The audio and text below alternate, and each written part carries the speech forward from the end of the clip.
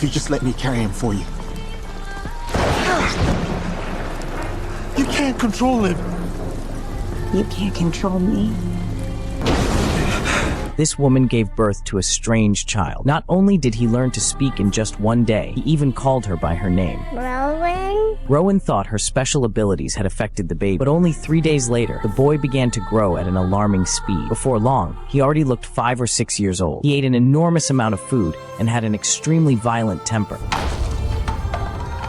Give it to me. I'd like it if you could ask nicely.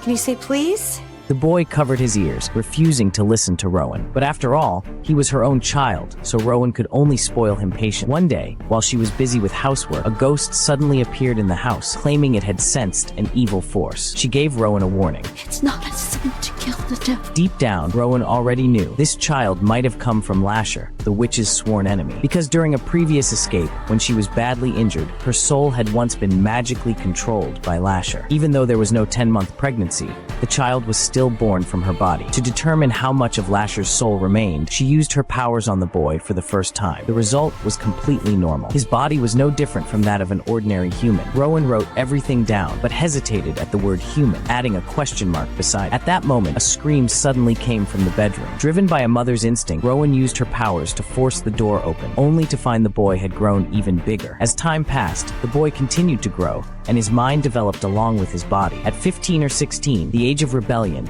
he found a doll in the basement. Rowan froze, because that doll once housed Lasher himself. She stepped forward to take it away, but the boy suddenly pushed her hard. In panic, Rowan instinctively activated her powers. When she saw the blood on the floor, she immediately realized she had made a mistake. But Rowan had no experience in dealing with a violent child, so she temporarily left him in the care of her elders and went to work at the hospital. She sent the glass stained with the boy's blood for testing, trying to find out what was abnormal. While waiting for the results, a young girl in one of the wards caught her attention. The girl knew she was terminally ill, yet tried her best not to let her mother cry. The contrast with her own son made Rowan soften. She used her powers to cure the girl's fatal illness. The treatment consumed enormous energy. Rowan collapsed into a chair and fell asleep. During that time, the boy grew again, this time into a 17 or 18-year-old. When Rowan returned home, she was completely stunned. She tried to hug him, but the boy suddenly kissed her. No.